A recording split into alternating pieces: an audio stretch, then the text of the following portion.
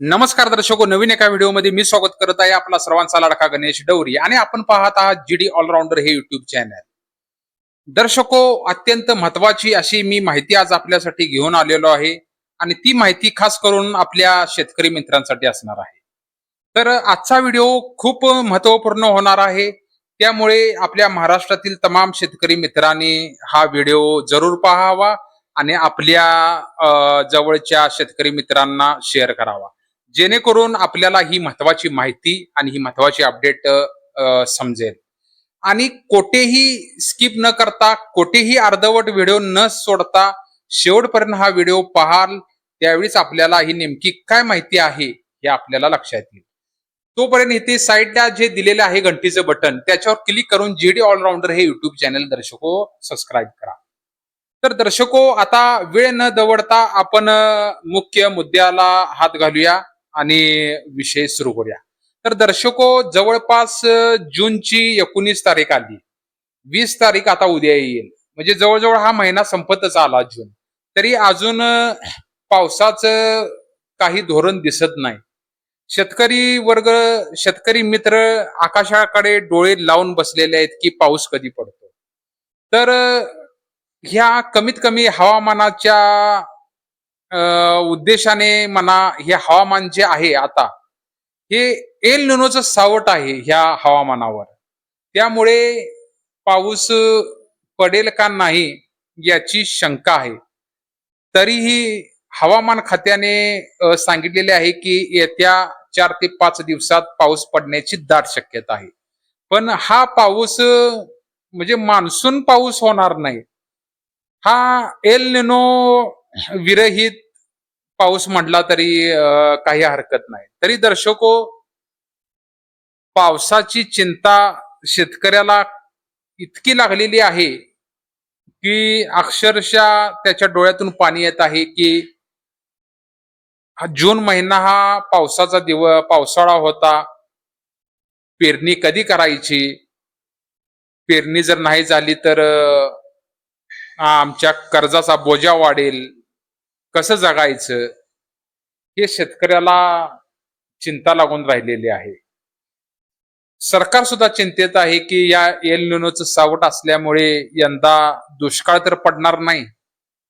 तर असे असंख्य प्रश्न शेतकरी मित्राच्या मनात येत आहेत, त्यामुळे तो काळजीत पडलेला आहे.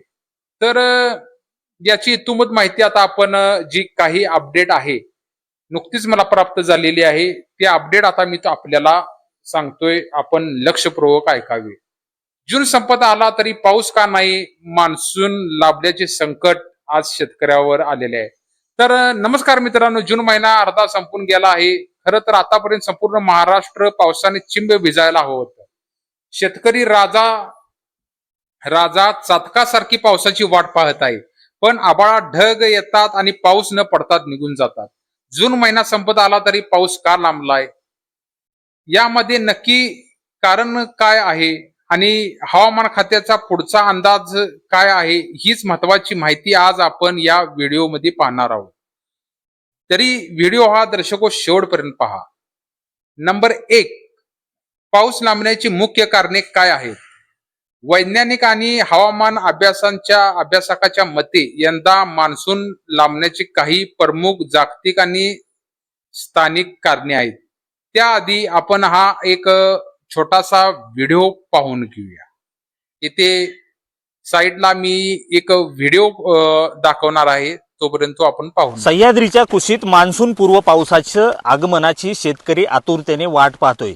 कारण सह्याद्रीच्या कुशीतली आदिवासी गावं ही भात शेतीवर अवलंबून असतात आणि भात शेती ही आदिवासी भागातील नागरिकांच्या कुटुंबाचं अर्थकारण असतं. सध्या आदिवासी भागामध्ये भाताची पेरणी केलेली आहे.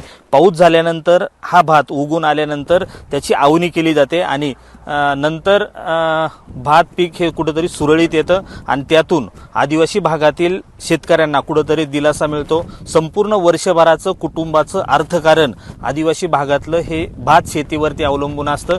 मात्र सध्या एल निनोचा परिणाम कुठंतरी पावसावर होण्याची शक्यता आहे. त्यामुळं आदिवासी भागातली शेती पुन्हा एकदा कुठंतरी अडचणीत येते का असा प्रश्न निर्माण होतो. आपल्यासोबत शेतकरी आहेत. बाबा, पाऊस अजून नाही आहे, तुम्ही पेरलंय, हो, काय परिस्थिती आहे सगळी?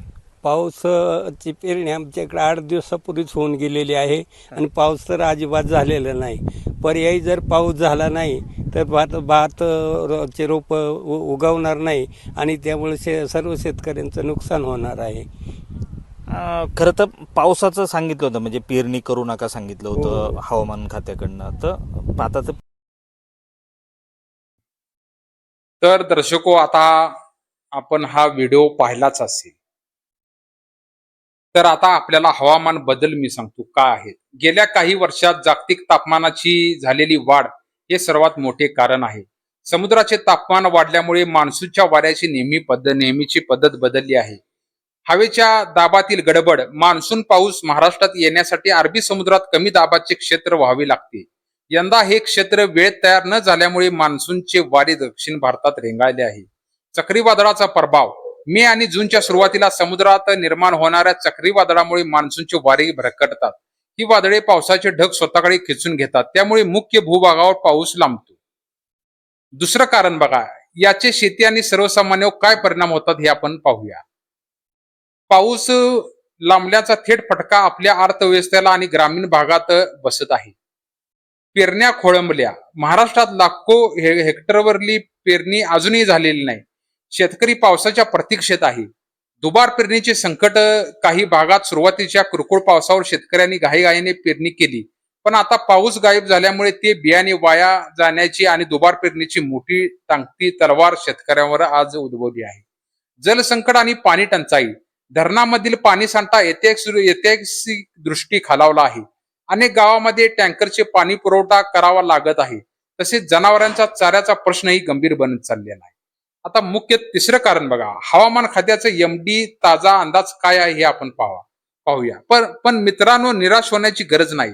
हवामान खात्याने IMD दिलेल्या ताज्या माहितीनुसार मान्सून पूर्णपणे गायब झालेला नाही. तो फक्त काही काळ मंदावला आहे. येत्या काही दिवसात अरबी समुद्रात आणि बंगालच्या उपसागरात मान्सूनसाठी अनुकूल परिस्थिती निर्माण होत आहे. जूनच्या शेवटच्या आठवड्यात किंवा जुलैच्या सुरुवातीला महाराष्ट्रात मान्सून पुन्हा सक्रिय होईल आणि जोरदार पावसाची शक्यता आहे. यंदाचा एकूण पाऊस सरासरी गोठेल असाही अंदाज वर्तवण्यात आलेला आहे. म्हणजे शेतकरी मित्रांनो, आपण घाबरण्याचं काही कारण नाही. या जूनच्या शेवटच्या आठवड्यात आणि जुलैच्या पहिल्या आठवड्यात जोरदार पाऊस होण्याची शक्यता सुद्धा वर्तवलेली आहे आपल्या हवामान खात्याने. या परिस्थितीत आपण काय काळजी घेतली पाहिजे हे आता आपण पाहूया. कृषी विभागाचा सल्ला काय आहे बघा. शेतकरी बांधवांना आव्हान आहे की जोपर्यंत 75-100 मिलीमीटर किमान 4 ते 5 इंच चांगला पाऊस होत नाही, जमीन पुरेशी ओली होत नाही, तोपर्यंत पेरणीची घाई करू नका. घाई कधीही न केलेली चांगली, ज्यामुळे आपले आर्थिक नुकसान टळेल. पेरणी आपण जोपर्यंत पाऊस चांगला होत नाही तोपर्यंत करू नका. त्याचबरोबर महत्वाचं म्हणजे तुम्हाला आता सांगायचं म्हणजे पाण्याचा जपून वापर करा. जोपर्यंत पाऊस नियमित होत नाही तोपर्यंत शहरात आणि गावात उपलब्ध पाण्याचा अत्यंत जपून वापरा. काटकसरीने पाण्याचा वापर करा. तर मित्रांनो, निसर्गाचा नियम आहे, संकट किती मोठे असले तरी त्याला सुखाचे दिवस नक्की येतात. आपण सगळे मिळून वरुण राजाला प्रार्थना करूया की लवकरात लवकर बळीराजाचे चिंतेचे सावट दूर होऊ दे आणि संपूर्ण महाराष्ट्र सुजलाम सुफलाम होऊ दे. तुम्हाला ही माहिती कशी वाटली दर्शको हे मला कमेंट करून नक्की सांगा. व्हिडिओ आवडला असेल तर लाईक करा आणि तुमच्या शेतकरी मित्रापर्यंत व्हॉट्सअप ऍप ग्रुप हा व्हिडिओ नक्की शेअर करा. तर दर्शको, एक छोटासा व्हिडिओ मी आपल्यासाठी शेतकरी मित्रांसाठी आज घेऊन आलो होतो. हवामान खात्याकडून जी काय मला अपडेट मिळाली ती मी आपल्या समोर सादर केलेली आहे. जाता जाता तुम्हाला एक दर्शको महत्वाचा मी सल्ला देतो, अजिबात पेरणी करू नका. पेरणी जर केली असेल अगोदर तर आता ते झालं ते विसरून, जोपर्यंत आता पाऊस पडत नाही तोपर्यंत पेरणीचं डोक्यात घेऊ नका. थोडासा संयम बाळगा. आर्थिक नुकसान होण्यापेक्षा संयम बाळगलेला कधीही हा चांगला. त्यामुळे जोपर्यंत पाऊस चांगला होत नाही तोपर्यंत पेरणी अजिबात करू नका. आणि आनंदाची गोष्ट जूनच्या शेवटच्या आठवड्यात आणि जुलैच्या पहिल्या आठवड्यात जोरदार पाऊस होण्याची शक्यता आहे. त्यामुळे शेतकरी मित्रांनी संयम जरा थोडा ठेवा. नक्कीच पाऊस पडेल. तोपर्यंत आपण ईश्वरचरणी प्रार्थना करा. चला तर दर्शको, नवीन एका व्हिडिओ सहित परत एकदा भेटू. तुर्तास धन्यवाद. नमस्कार. जय किसान, जय महाराष्ट्र.